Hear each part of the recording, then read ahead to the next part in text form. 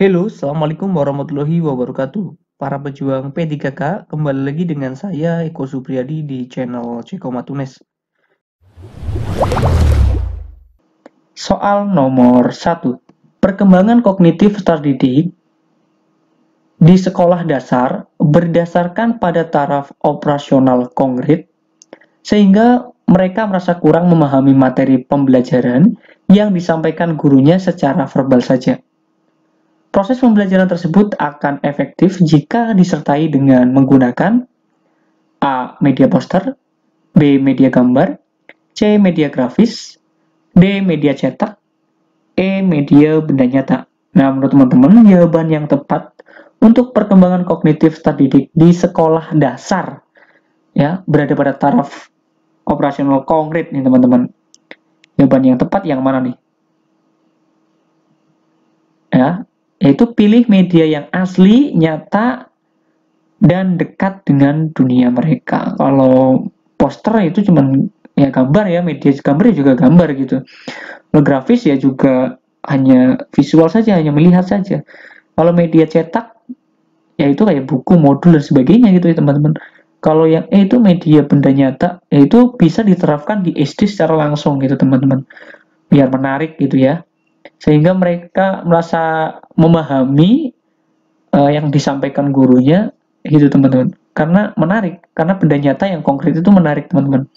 Jadi jawaban yang tepat adalah yang E. Pilihlah media yang nyata, asli, dan dekat dengan dunia mereka. Itu karena taraf di SD itu masih melihat ini teman-teman, hanya melihat benda yang nyata, yang asli, dekat dengan dunia mereka. Jadi jawaban yang tepat adalah yang E teman-teman.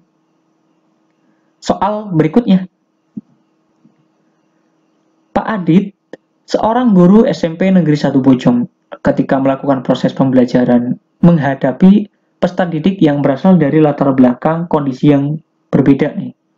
Ada keluarga yang kurang mampu, ada yang miskin, ada yang orang tuanya menjadi pejabat, ada yang sebagai buruh dan pegawai swasta. Namun, Pak Adit memberikan perhatian dan pelayanan sama kepada peserta didiknya. Hal ini sebenarnya Pak Adit memperhatikan karakteristik peserta didik terutama pada aspek apa ini?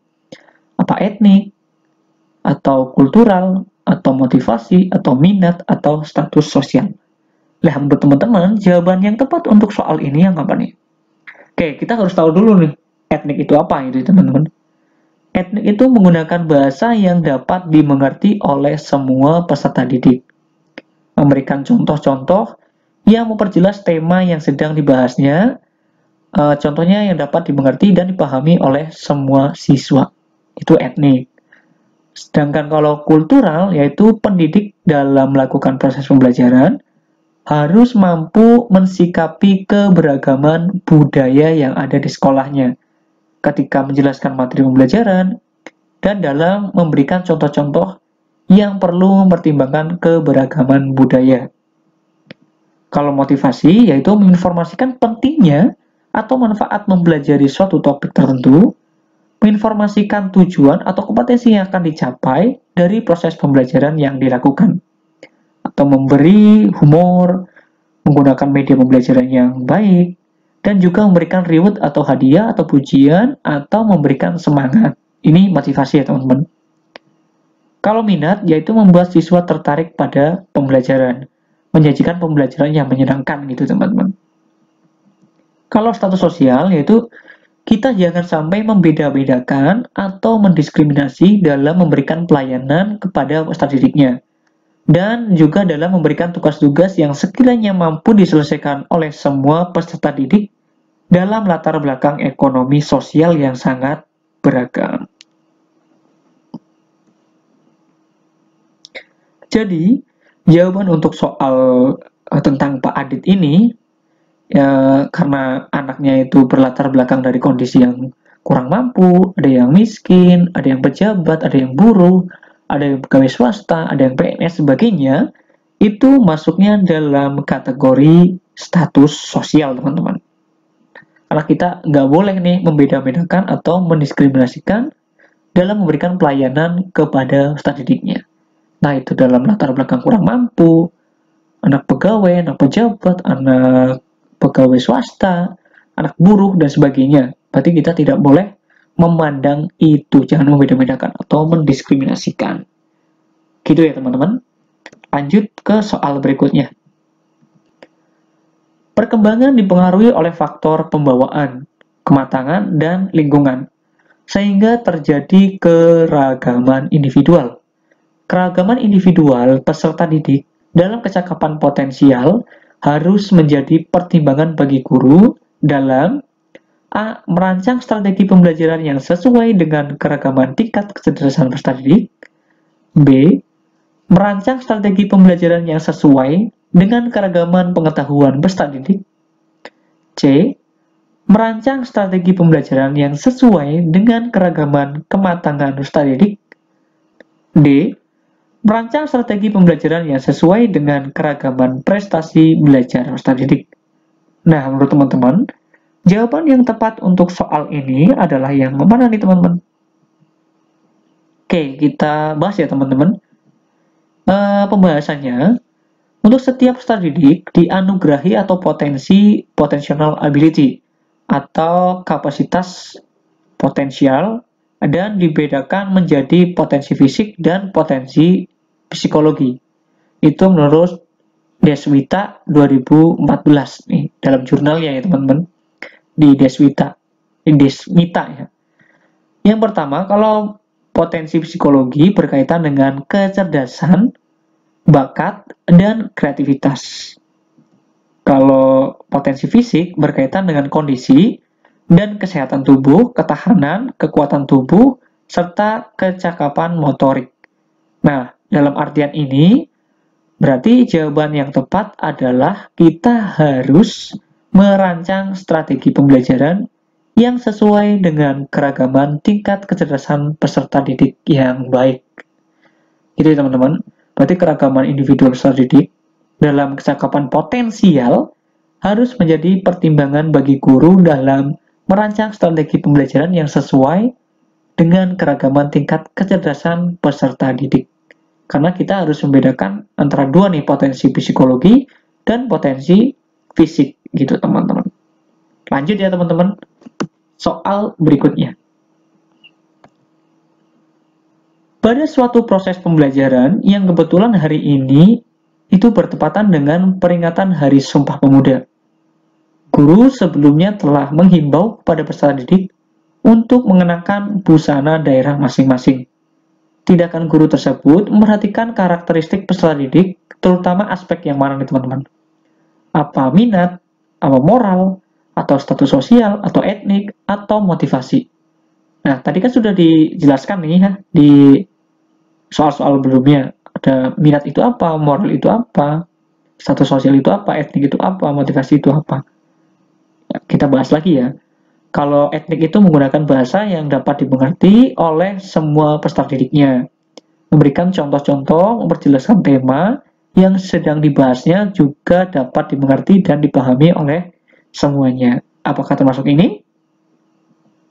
Kalau yang kultural, yaitu pendidik dapat melakukan proses pembelajaran, harus mampu mensikapi keberagaman budaya yang ada di sekolahnya, ketika menjelaskan materi pembelajaran dalam memberikan contoh-contoh yang perlu mempertimbangkan keberagaman budaya.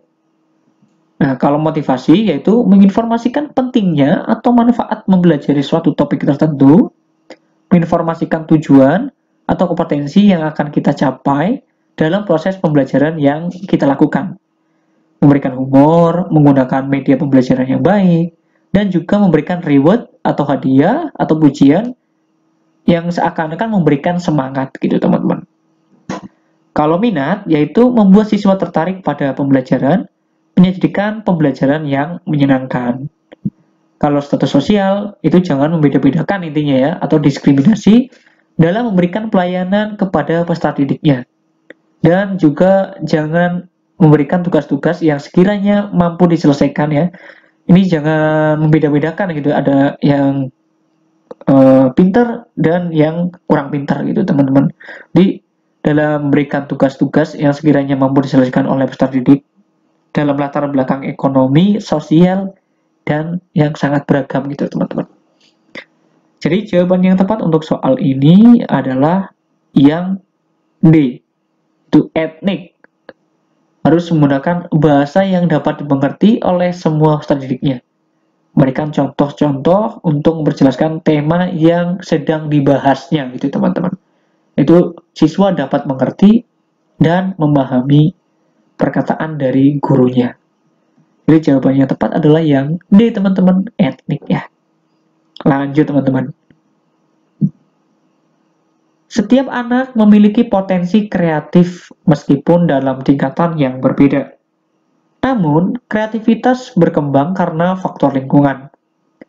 Apabila akan mengembangkan kreativitas siswa, maka guru hendaknya merancang pembelajaran yang kondusif. Pembelajaran yang dapat memfasilitasi berkembangnya kreativitas anak adalah A. Demokratis dan sesuai bakat, B. Fleksibel dan sesuai bakat, C. Demokratis dan permisif, atau D. Fleksibel dan permisif. Kita bahas langsung saja teman-teman. Kreativitas berkembangnya pada lingkungan yang hangat, menghargai, mendorong, dan memberi rasa aman untuk mengekspresikan kreativitasnya.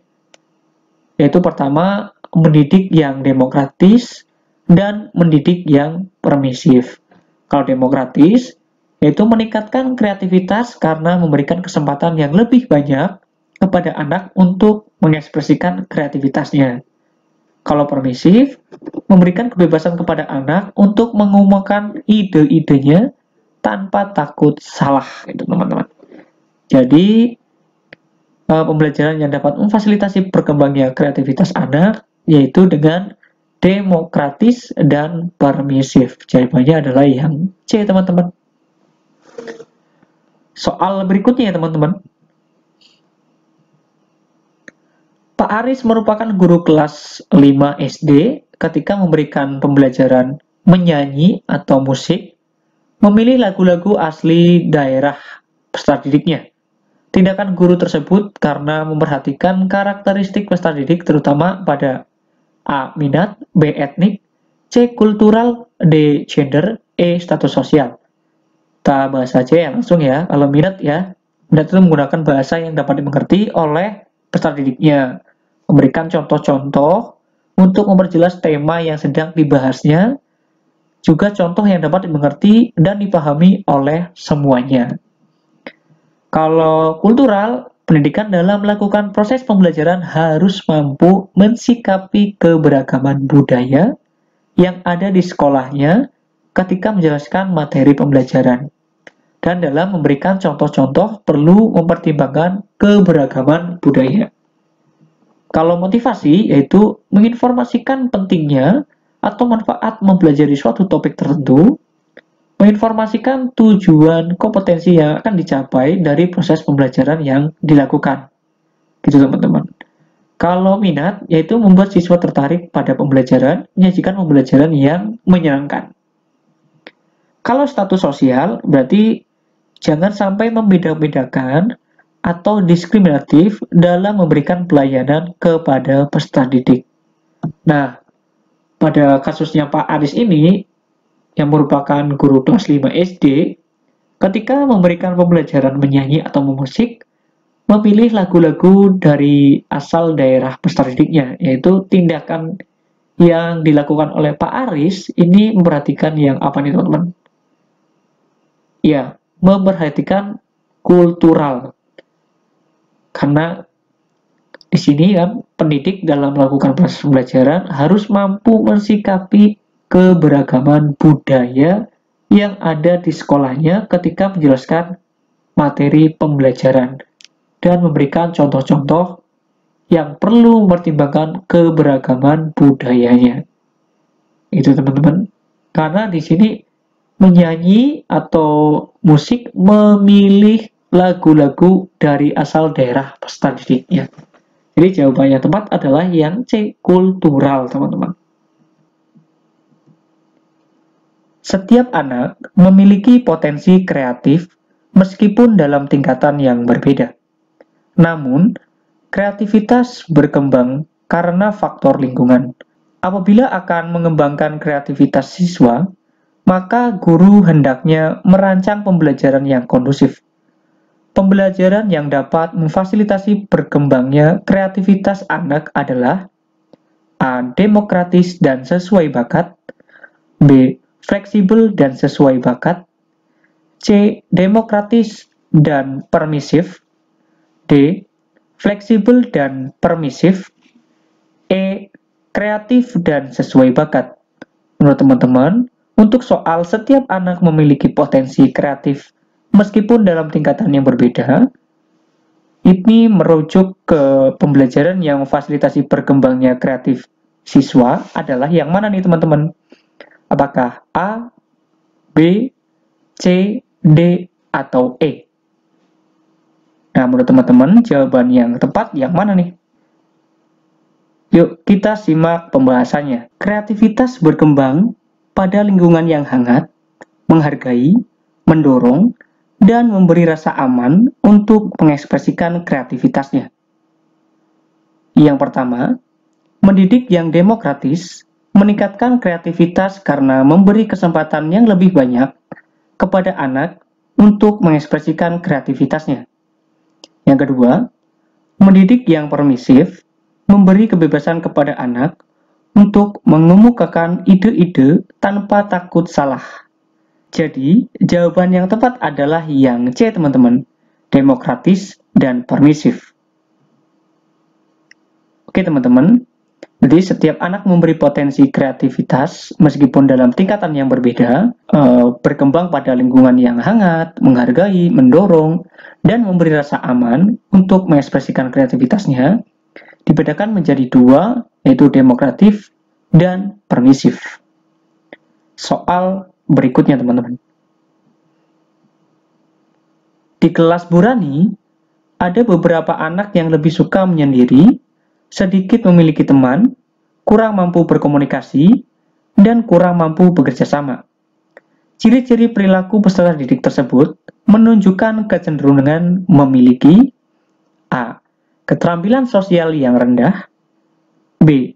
Kemampuan menghargai diri yang rendah, C. Keterampilan sosial yang rendah, D. Kemampuan komunikasi yang rendah, E. Keterampilan dan kemampuan berkomunikasi yang cukup rendah. Nah, menurut teman-teman, untuk ciri-ciri perilaku peserta didik tersebut menunjukkan kecenderungan memiliki yang mana nih teman-teman? Apakah A, B, C, D, atau E? Yuk, kita simak pembahasannya, teman-teman. Keterampilan sosial yaitu individu yang kesulitan penyesuaian sosial atau rendah dalam keterampilan sosial, maka cenderung tidak suka tolong-menolong, tidak senang bekerja sama, dan tidak akrab dengan orang lain, suka mengganggu, dan sebagainya. Jadi, jawaban yang tepat adalah yang C, keterampilan sosial yang rendah. Nah, di sini karena di kelas Burani ada beberapa anak yang lebih suka menyendiri, sedikit memiliki teman, kurang mampu berkomunikasi, dan kurang mampu bekerja sama. Ini merupakan ciri-ciri dari keterampilan sosial yang rendah. Karena individu yang kesulitan penyesuaian sosial atau rendah dalam keterampilan sosial maka cenderung tidak suka tolong-menolong, tidak senang bekerja sama, tidak akrab dengan orang lain, atau suka mengganggu. Jawaban yang tepat berarti adalah yang C, teman-teman. Soal berikutnya. Bu Nadia ketika melakukan proses pembelajaran selalu menggunakan media. Kadang memutar video pembelajaran, kadang memutar CD audio, kadang menggunakan poster berwarna agar peserta didiknya memperhatikan dan tertarik terhadap apa yang dibahasnya, serta senang mengikuti pelajarannya, sehingga hasilnya sangat baik. Pembelajaran dilakukan demikian karena pertimbangan A. Etnik peserta didik, B. Abad ke-20, C. Gender peserta didik, E. Minat peserta didik, E. Gaya belajar peserta didik. Nah, menurut teman-teman, jawaban yang tepat untuk soal ini adalah yang mana nih teman-teman? Yuk kita bahas bareng-bareng ya teman-teman. Kalau etnik itu sendiri yaitu menggunakan bahasa yang dapat dimengerti oleh semua peserta didik, memberi contoh-contoh untuk memperjelaskan tema yang sedang dibahasnya. Ini dapat dimengerti dan dipahami oleh semua siswa. Kalau minat, yaitu membuat siswa tertarik pada pembelajaran, menyajikan pembelajaran yang menyenangkan. Kalau gaya belajar, yaitu memfasilitasi berbagai kecenderungan gaya belajar, audio, visual, kinestetik, itu memudahkan belajar gitu ya teman-teman. Misalnya audio dengan verbal atau CD audio. Kalau visual, misalnya dengan kertas warna. Kalau kinestetik, misalnya dengan berkunjung ke museum. Lanjut teman-teman ya. Kalau gender, yaitu memberikan pelayanan pendidikan yang memperhatikan perbedaan jenis kelamin, yaitu dipisahkan antara laki-laki dan perempuan. Jadi untuk jawaban yang tepat untuk soal ini, yaitu adalah yang C teman-teman, yaitu minat peserta didik.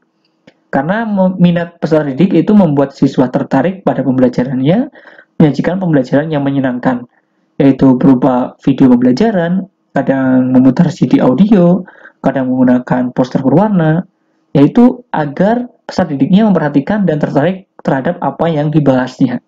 Itu adalah minat peserta didik, teman-teman. Lanjut ya teman-teman, soal berikutnya. Pada saat pembelajaran berlangsung, guru mengingatkan peserta didik yang kurang semangat dan kurang aktif dalam belajar. Tindakan guru tersebut berarti memperhatikan aspek apa nih teman-teman? Apa A. Sosial, B. Motivasi, C. Kultural, D. Status sosial, E. Kesulitan belajar. Menurut teman-teman, jawaban yang tepat untuk soal ini adalah yang mana nih teman-teman? Yuk kita bahas bareng-bareng ya teman-teman. Kalau sosial adalah melaksanakan pembelajaran yang kooperatif. Pembelajaran kooperatif akan mengembangkan sikap bekerja sama dan saling menghargai pada diri peserta didik saat pembelajaran kolaboratif. Nah, pembelajaran kolaboratif akan mengembangkan sikap membantu dan berbagi dalam pembelajaran. Ini adalah perkembangan sosial. Selanjutnya, kalau motivasi, yaitu menginformasikan pentingnya atau manfaat mempelajari suatu topik tertentu, menginformasikan tujuan atau kompetensi yang akan dicapai dari proses pembelajaran yang dilakukannya, memberikan humor, menggunakan media pembelajaran, dan juga memberi reward atau hadiah atau pujian yang memberi semangat peserta didik. Ini untuk yang motivasi. Kalau kultural, yaitu pendidik dalam melakukan proses pembelajaran harus mampu mensikapi keberagaman budaya yang ada di sekolahnya ketika menjelaskan materi pembelajaran. Dan dalam memberikan contoh-contoh, perlu mempertimbangkan keberagaman budaya, nih teman-teman. Ini kalau kultural ya. Kalau status sosial nih teman-teman. Kalau status sosial, jangan sampai membeda-bedakan atau diskriminatif dalam memberikan pelayanan kepada peserta didik, dan juga dalam memberikan tugas-tugas yang sekiranya mampu diselesaikan oleh semua peserta didik dalam latar belakang ekonomi sosial yang sangat beragam. Jadi tidak boleh menyinggung status sosial ya, atau jangan membeda-bedakan atau diskriminatif dalam memberikan pelayanan kepada peserta didiknya. Jadi pada saat pembelajaran berlangsung, guru mengingatkan peserta didik yang kurang semangat dan kurang aktif dalam pembelajaran. Tindakan guru tersebut berarti memperhatikan aspek yang mana teman-teman? Dalam penjabaran ini, maka jawaban yang tepat adalah yang B teman-teman, motivasi siswa. Oke, lanjut ya teman-teman ke soal berikutnya. Peserta didik dalam suatu kelas, gaya belajarnya beragam, ada yang visual, auditori, dan kinestetik. Namun kegiatan pembelajaran selama ini masih banyak yang konvensional klasik teman-teman.